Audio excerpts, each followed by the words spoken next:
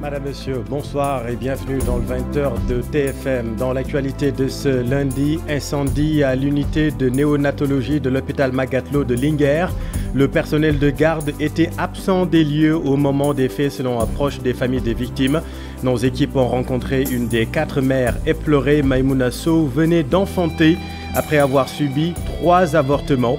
Sa joie d'être maman a été de courte durée. Elle est toujours sous le choc. Nous reviendrons largement sur ce drame qui a ému tout le pays ce week-end. L'actualité, c'est aussi le procès en appel de Saher Kébé. L'étudiant reste libre. La chambre criminelle a confirmé la décision rendue en première instance. On vous explique tout dans un instant. Dans cette édition, nous nous intéresserons aux relations parfois conflictuelles entre travailleurs et délégués syndicaux.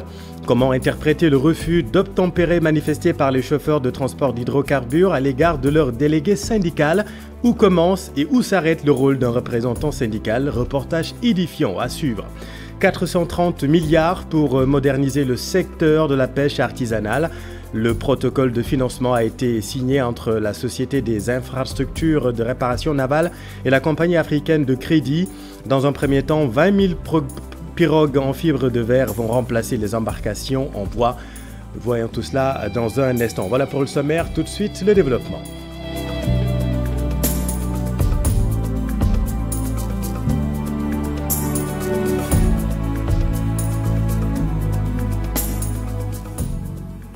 Maïmouna Sow vit en ce moment la chose la plus difficile qui soit, le deuil d'un enfant. Elle est l'une des 4 mères éplorées à Linguère.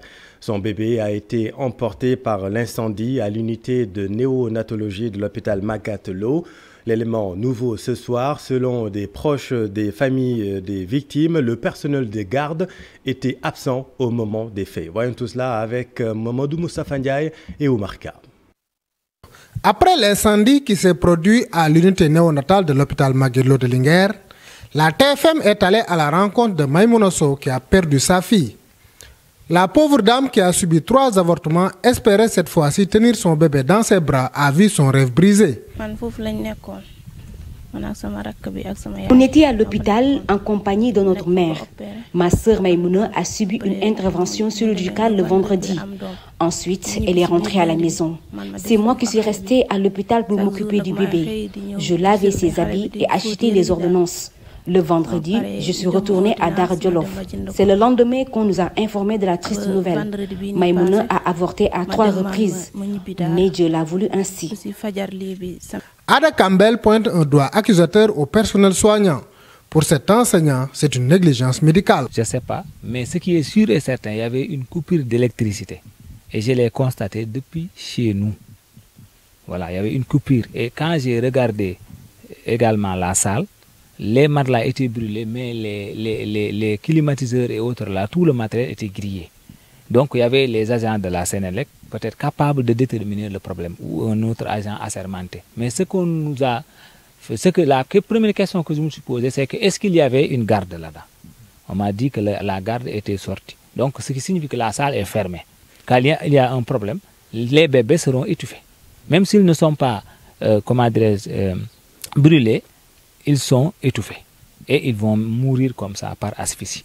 Déjà. Donc peut-être que s'il y aurait une garde là-dedans, donc il aurait tout simplement retiré ou bien prendre l'extincteur et essayer de gérer ça. Dans tous les cas, ce drame n'a laissé personne indifférent. Le secrétaire général national du syndicat des travailleurs de la santé affirme que c'est une table chauffante qui aurait causé l'incendie. Malodia Thiam pointe du doigt le manque de spécialistes en zone difficile. Selon lui, l'unité en question était gérée par un médecin généraliste à la place d'un pédiatre. Voyons tout cela avec Abdou Diouf Diagne et Ahmadou Bambasombe. Déficit des spécialistes et les problèmes de maintenance sont à l'origine des accidents comme celui qui s'est produit au service néonatologie de Linguère. D'autant que dans cet hôpital, c'est un service qu'on a créé et qui est géré par un médecin généraliste. Or, on devait donc disposer d'un pédiatre. Ça pose aussi la problématique, disons, des spécialistes donc en zone difficile. Bon, maintenant, la question aussi des équipements s'invite, donc, et de la maintenance. Donc, de sources donc, plus ou moins sûres, Donc c'est une table chauffante donc, qui aurait causé cet incendie. Il se pose également, selon le secrétaire général national du syndicat des travailleurs de la santé et de l'action sociale, un problème lié notamment à la manipulation de certains appareils. Nous savons aussi que dans nos services de santé, dans nos structures, très peu d'agents savent manipuler un extincteur. Il y a des extincteurs, il y a des services qui en disposent, mais très peu aussi savent comment manipuler cela. Donc il se pose un problème non seulement de formation, et surtout d'information et d'équipement aussi. Bon, il se pose aussi la question de la maintenance dans sa globalité. C'est avec la coopération allemande qu'on a eu cette école de maintenance hospitalière de Diourbel.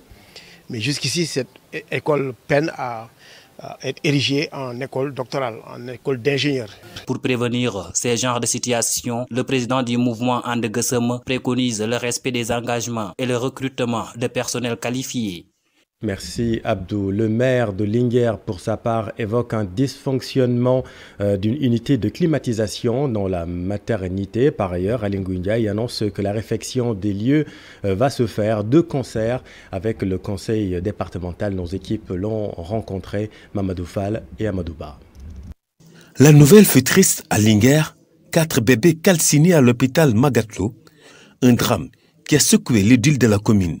Donc nous avons perdu 4 bébés, il y avait 6 en tout. Les 2, après avoir été admis à la salle d'urgence, ont été finalement remis à leurs parents. C'était une vraie tragédie. Pourtant, l'hôpital fait partie des plus structurés de la région. Qu'est-ce qui peut être alors la cause d'un tel drame? Et ce qui, en tout cas, a été déclaré jusqu'ici, c'est que l'origine serait un climatiseur qui a pris feu.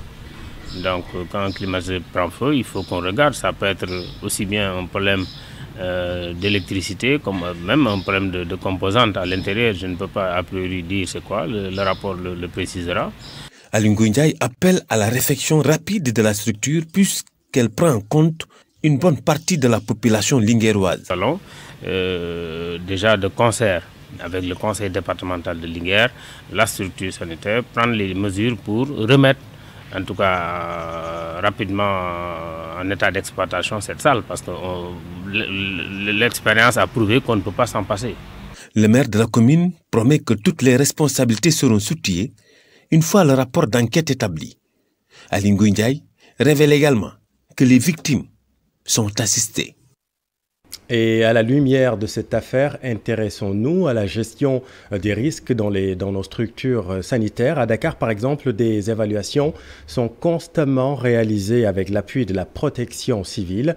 Illustration à l'hôpital Idrissa Pouye de Grand Yoff, Alassane Ba et Diafara Ba. Ces documents sont des rapports d'audit réalisés par l'hôpital Idrissa Pouye. Audit sur les installations électriques et l'assainissement. Il s'agissait, selon les autorités de la structure, d'évaluer les faiblesses et corriger. On a fait l'audit, il y a eu des recommandations et sur la base de ces recommandations, la direction a appuyé le service pour qu'on puisse le faire, le réaliser. Et ça a été réalisé. Dans tous les services, comme ici à la néonatologie, des extincteurs du genre sont installés. Depuis 2016, l'hôpital a inscrit dans son programme la qualité gestion des risques. Qui prend en charge tout ce qui est risque lié à la santé et à la sécurité des travailleurs. Depuis 2017, nous avions pu faire notre première évaluation et nous avons pu déceler 6 facteurs ou 6 familles de danger ou situations dangereuses, tels que les risques liés aux chutes, les risques biologiques, les risques chimiques, radioactifs et les risques liés à l'incendie et explosion. L'hôpital est divisé en zones à risque. Un programme de révision des extincteurs est établi. Pour plus de qualité dans le service, ils avaient fait appel récemment à la direction de la protection civile. Ils sont venus faire 3 à 4 jours dans l'hôpital pour nous faire une recommandation avec un œil neuf. Et sur cette base, nous avons reçu les recommandations, nous avons travaillé en réunion, il y a eu un comité de suivi avec des échéanciers. Et qui nous ont permis de mettre en place un document unique orienté sur les risques et les situations dangereuses qui existent au sein de cette structure. Le directeur ne lésine pas sur les moyens. Il ne lésine pas pour ça, parce qu'il va de la vie de nos patients et du personnel. Chaque année, l'hôpital compte faire l'évaluation des risques, les identifier Merci Alassane, et voilà ce que nous pouvions dire sur cette affaire. La journée mondiale de lutte contre le paludisme a été célébrée ce dimanche à Sédhiou. 11 personnes ont succombé à la maladie sur plus de 10 000 cas enregistrés l'année dernière. L'annonce a été faite par le docteur Amadou Yeri Camara en marge de la revue conjointe de l'état de la mise en œuvre en matière de santé à Sédhiou. Le médecin-chef est interrogé par Bakary Conté. Ce qu'on a constaté au niveau du paludisme, c'est une recrudescence des cas à 2020. Donc on a compté au moins 10 800. Et la région de Sédhiou était tellement performante que nous étions sortis de la fourchette d'éligibilité à cette stratégie. Et c'est pourquoi nous lançons un appel au programme et aux partenaires pour que cette stratégie revienne. Parce que nous n'avons pas assez de recul pour l'arrêter. Et nous avons vu que l'arrêt de cette stratégie a provoqué, on le pense, une recrudescence des cas de paludisme. Pour la tuberculose, nous sommes confortables parce que nous avons un bon taux de détection à 116%. Donc nous avons dépassé les objectifs, mais nous avons quand même des efforts à faire, en tout cas en matière de guérison. À la une également, le procès en appel de Serre Kébé. Le juge de la chambre criminelle a confirmé la décision rendue en première instance. Vous le savez, l'étudiant avait été condamné à 3 mois avec sursis pour acte de terrorisme, menace et apologie du terrorisme. Son avocat, Maître Moussa Sarr, se réjouit de cette confirmation de peine. Le voici avec Biram Dour et Amadouba. Je suis très satisfait par ce verdict rendu par la Chambre des appels criminels de la Cour de Dakar, Cour d'appel de Dakar, qui a confirmé le jugement qui a été rendu le 10 avril 2019 et qui avait acquitté le jeune Serre Kébé de tous les chefs d'infraction relatifs à des actes terroristes. Le parquet avait interjeté appel, ce qui est tout à fait normal, parce que c'est le parquet qui est maître des poursuites. Le parquet avait estimé que cette décision n'était pas satisfactoire en ce qui le concernait.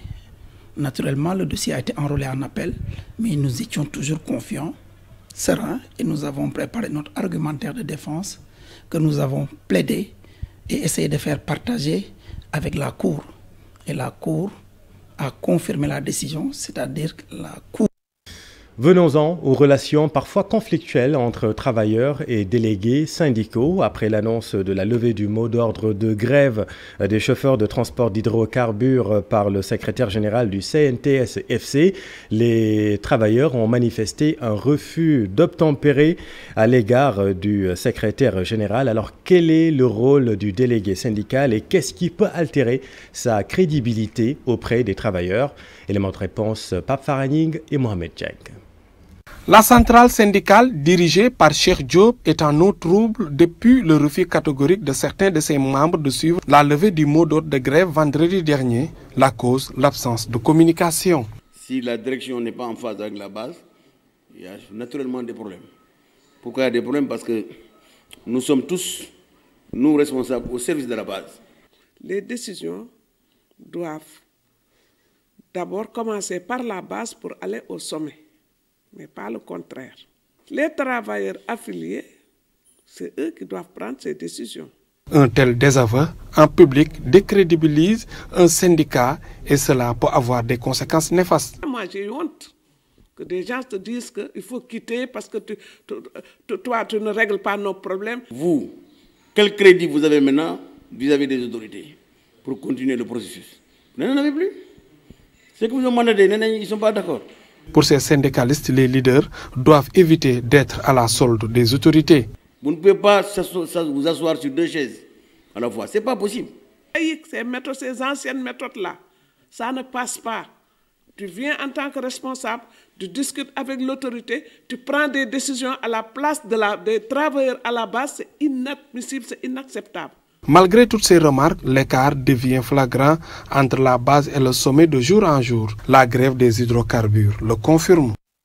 Merci Pape Farah. Toute autre chose à présent, exploitation du gaz au Sénégal. La jeunesse de Bokhel mise sur les matières scientifiques pour permettre aux jeunes des zones rurales de bénéficier des emplois générés par les ressources extractives. Selon ces jeunes du Nord, la découverte du gaz et du pétrole doit stimuler l'intérêt des jeunes pour les études scientifiques et technologiques. Voyons tout cela avec Ousseinou Diop et Habib Seck. Promouvoir les maquettes scientifiques est devenu la principale préoccupation des jeunes de la commune de Bokol. Pour ces derniers, avec la découverte du gaz dans le nord du pays, le Sénégal a besoin de scientifiques. Il y a plus de littéraires que de scientifiques, donc c'est le moment de renverser la tendance. Pourquoi? Parce qu'on a non seulement de nouvelles ressources qui exigent non seulement des compétences scientifiques. Je ne veux pas trop citer la question liée peut-être au pétrole et au gaz, d'autant plus que l'État est en train de mener des politiques à travers le contenu local qui met l'accent non seulement sur la formation, sur l'emploi, mais également sur l'entrepreneuriat. À travers cette cérémonie de remise aux lauréats du concours scientifique, le président du mouvement Esprit Leader a souligné que les jeunes doivent renverser la tendance. Ce qui se passe, et nous organisons une journée excellence pour promouvoir les sciences dans notre localité parce que pour guider nos frères, il faut avoir des pensées solides. Sur l'enveloppe de 350 milliards qui sera dégagée par le président de la République Macky Sall à l'endroit de la jeunesse, les Bokolois attendent leur part, mais en attendant, les leaders de cette commune comptent pousser les jeunes à côtoyer les maquettes scientifiques pour servir leur pays. Je veux dire que c'est possible. Il n'est pas question de devenir le fils du paysan et tu ne dois pas avoir le bac, tu ne dois pas être docteur. Ce n'est plus une question, donc il faut juste les orienter et les encourager. Avec la découverte du gaz au large des côtes sénégalaises, la jeunesse de Bokol encourage les élèves à favoriser les maquettes scientifiques.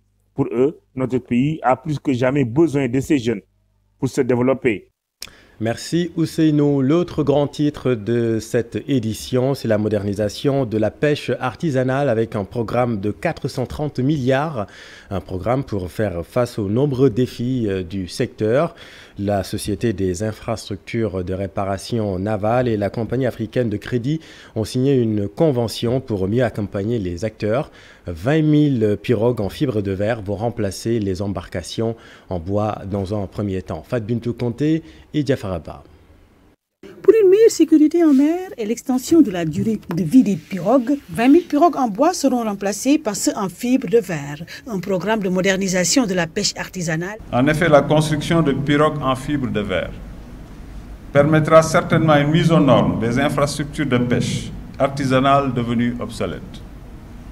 À cela s'ajoute la nécessité de renforcer nos moyens de transport, de contrôle et de surveillance de nos côtes. Cette modernisation de la pêche, une valeur, entre dans le cadre d'un vaste programme d'une valeur de 430 milliards financé par l'OCAFrique pour une modernisation de la pêche artisanale au Sénégal. La mise en œuvre de la convention de partenariat ce jour permettra inéluctablement de changer drastiquement l'écosystème du secteur de la pêche et du Sénégal. C'est pourquoi l'OCAFrique ne pouvait manquer d'y participer et d'y jouer sa partition. Ainsi, ces pirogues en fibre de verre s'échangent entre 4 et 5 millions de francs CFA. Nous sommes arrivés déjà, la première chose à faire, nous sommes arrivés à diminuer le coût de production et le coût de vente de ces embarcations qui était un problème. Parce qu'une pirogue de 11 mètres coûtait 9 millions au départ et maintenant on va arriver à 4 millions pour une pirogue. Donc c'est l'État qui prend en charge la différence. À part le renouvellement de ces pirogues en bois, le programme prévoit la construction d'infrastructures de pêche, de bateaux semi-industriels et d'un nouveau dock flottant au port de Ndayane. Merci Fat Bintou. Parlons agriculture à présent avec l'exportation de l'arachide. À Kaffrine, les cultivateurs craignent un déficit de semences, mais selon les responsables de l'agriculture, 2000 tonnes de semences ont été répertoriées lors d'une visite effectuée dans 3 points de collecte. Omar Ndiaye et Boubacar Falbop. La campagne de commercialisation est déjà terminée et les paysans s'inquiètent déjà du déficit de semences pour l'hivernage qui s'annonce, puisque d'importantes quantités ont été exportées. Les Chinois ont pratiquement tout acheté. Même l'année dernière, il y avait un problème de semences à cause des Chinois qu'on ne peut pas concurrencer. L'opérateur déclare avoir collecté près de 1000 tonnes, mais que c'est largement insuffisant. On ne peut pas les concurrencer, mais nous faisons tout pour sécuriser une quantité pour les semences. C'est pourquoi le président Copresen Denganda Babacar Sissé demande à l'État de réguler le secteur de la commercialisation de l'arachide. Encadrer. Et l'État aussi encadrer, ça veut dire que contrôler quand est-ce que l'exportation doit s'intervenir ou bien doit s'exercer en termes de commercialisation, mais aussi il faut aussi contrôler les prix des semences certifiées en termes de, par exemple, organiser des points de collecte, parce que maintenant là aussi ça se vend partout, dans les maisons. Plus de 1500 tonnes ont été collectées par les opérateurs, mais ils pouvaient mieux faire si l'État s'était acquitté des 700 millions qu'il leur doit depuis un an. 250. L'État avait fixé le prix à 250 francs, mais nous avons acheté 375 francs. Nous avons des difficultés à recouvrer les dettes relatives aux semences. Au bout du compte, l'opérateur peut être indexé, alors que c'est l'État qui tarde à payer.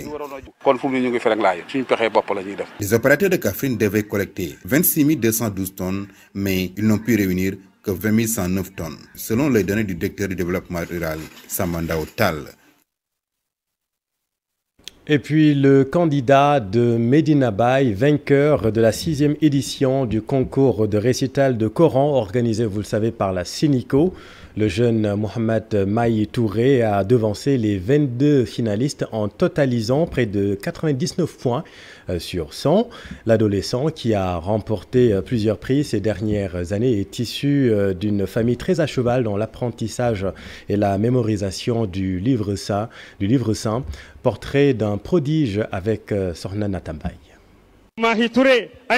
À 13 ans, Mohamedou Mahi Touré remporte la 6e édition du Grand Prix de récital de Coran, organisé par la Sénico. Dans un article publié par l'agence de presse sénégalaise, le jeune Mahi est décrit comme un prodige dans la mémorisation et la récitation du Saint-Coran. Durant ces 4 dernières années, il a en tout remporté 4 prix dans ce domaine. À Medina Baye, en 2017, il avait été lauréat du prix international Cheikh Ibrahima Niass, un concours sous-régional qui rassemble des candidats venant de plusieurs pays africains. 2 ans plus tard, en 2019, Mohamedou Mahi Touré remporte le prix de la Fondation Mohamed VI.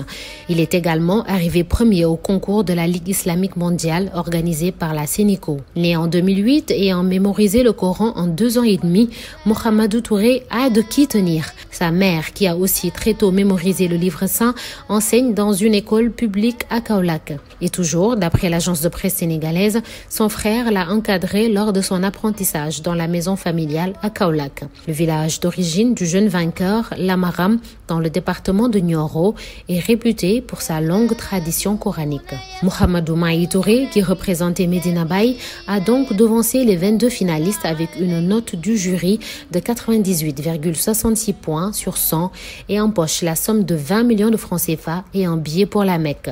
Une fierté pour Medina Baye, dont le fondateur, Cheikh al-Islam El Haj Ibrahima Niass, est le parrain de cette 6e édition de récital de Coran. Merci Nata et bravo à Mohamedou Mahi Touré. Dans l'actualité internationale, la désignation de Albert Brahimi Padaké comme Premier ministre de la transition au Tchad, le candidat arrivé 2e à la présidentielle du 11 avril. Et puis une trentaine de militaires nigérians qui périssent dimanche dans une embuscade dans le nord-est du pays. Et puis la Côte d'Ivoire qui suspend les inspecteurs des examens du permis de conduire pour assainir le processus d'obtention du document marqué par la fraude et la corruption. Le récit de Daniel Diouf. Au Tchad, Albert Brahimi Padaké, nommé Premier ministre par le gouvernement de transition. L'homme a été le dernier à occuper le poste avant sa suppression en mai 2018 lors de la réforme constitutionnelle. Il y a quelques semaines, il était en campagne contre Idriss Déby pour le scrutin présidentiel du 11 avril dernier. Membre de la majorité pendant plusieurs années, il est arrivé 2e au scrutin du 11 avril avec 10,32% des voix. Le Tchad, où les rebelles du Front pour l'alternance et la concorde se disent prêts à adopter un cessez-le-feu afin de laisser une chance au dialogue. Depuis le décès du président Idriss Déby, ils observent une trêve. Au Nigeria, 31 militaires ont péri dimanche dans une embuscade dans le nord-est du pays. Les responsables de l'attaque seraient les djihadistes du groupe État islamique en Afrique de l'Ouest. Selon l'armée nigériane, le convoi militaire était attendu par une vingtaine de véhicules alors qu'il se dirigeait vers Maïdougouri, la capitale du Borno au nord-est du pays. Les soldats nigérians transportaient des armes qu'ils devaient livrer dans la zone. Et puis la Côte d'Ivoire, où les inspecteurs des examens du permis de conduire sont tous suspendus à partir de ce lundi. La décision vient du ministère des Transports qui souhaite assainir le processus d'obtention du document. En attendant, ce sont des gendarmes qui font passer les examens aux candidats. Le secteur connaît de nombreux dysfonctionnements liés à la fraude et à la corruption et le pays fait face à un nombre inquiétant de victimes d'accidents de la route. Merci Daniel. Dans l'actualité sportive, basket national 1, groupe B, à 2 journées de la fin de la saison régulière, l'AS Ville de Dakar première et Saint-Louis Basket Club troisième affichent leur objectif de fin de saison. Une place de finaliste du championnat pour les Dakarois et au moins 2 titres pour les Saint-Louisiens. On voit tout cela avec Cher Sadibou Diarra et Amadouba. L'AS Ville de Dakar, la bonne surprise du National 1 masculin, continue sa marche en avant. Dominatrice de Saint-Louis Basket Club ce week-end, 63 à 59, elle garde la première place ex-aequo avec Duc de la poule B et vise loin cette saison. On est à 2 journées de la fin. Le plus important, comme je dis, c'est d'assurer ces deux rencontres qui nous restent. Et surtout la rencontre contre Saltigué, donc qui vont nous recevoir chez eux. Ce qui est sûr, ça ne va pas être facile, mais bon, on va se battre. L'objectif, donc, c'était de jouer les playoffs. Donc, Dieu merci, on est passé on va jouer les playoffs. Donc, pour ce qui reste, donc, on va essayer de grignoter petit à petit. Comme on dit, l'appétit vient en mangeant. Actuel 3e de la poule, Saint-Louis Basket Club ne manque pas aussi d'ambition. Il nous reste 2 matchs à Saltigué, à Saint-Louis et le Duc. Je veux gagner le Duc ici, à Dakar. Et ça sera une finale pour nous. La première place est possible encore. Il faut qu'on vienne à Dakar pour gagner le titre. Et c'est promis, Inch'Allah, on le fera, Inch'Allah. Les ambitions cette saison, c'est quoi? Un trophée? Non, c'est aller plus loin. L'appétit vient en mangeant. À 2 journées de la fin de la saison régulière, AS Ville de Dakar et Saint-Louis Basket Club bataillent dans une poule B qui tarde à donner son verdict final. Les 5 premières équipes se tiennent à 4 points. Merci beaucoup, cher Sadibou. Et Amadouba, en football, un Lyon brille en ce moment en cette fin de saison en Europe. Il s'agit d'Ismaïla Sarr, grand artisan de la remontée de Watford en Première Ligue. L'international sénégalais est le meilleur buteur de son club. Son nom va circuler à coup sûr durant ce mercato d'été, cher Tidiane Diawo. C'est en Championship qu'il réussit vraiment son adaptation au football anglais. Dans ce championnat de deuxième division rugueux et éprouvant, Ismaïla Sarr s'est révélé comme une pièce maîtresse de son équipe qui a réussi à remonter en Première Ligue un an seulement après l'avoir quitté. Auteur de 13 réalisations, il est le meilleur buteur des Hornets et le meilleur passeur aussi. L'international sénégalais, qui a brillé par intermittence l'année dernière, va retrouver l'élite avec son club. Mais reste à savoir si la recrue la plus chère de Watford va rester ou pas. Il faut le rappeler, Ismaïla Sarr, cette saison était très courtisée par Manchester United et Liverpool, où il était à 2 doigts de signer. Nul doute qu'avec ses performances de l'ancien de Génération Foot, ils voudront revenir à la charge. Merci cher, c'est la fin de cette édition. Merci de votre attention. À suivre les 5 minutes d'Oustas Pape Anne, Ziar avec Yaroua et Oustas Modoufal. Et puis un peu plus tard, en deuxième partie de soirée, votre émission Quartier Général. Restez en compagnie de nos programmes, restez avec nous. Vous êtes au bon endroit. Bonne soirée.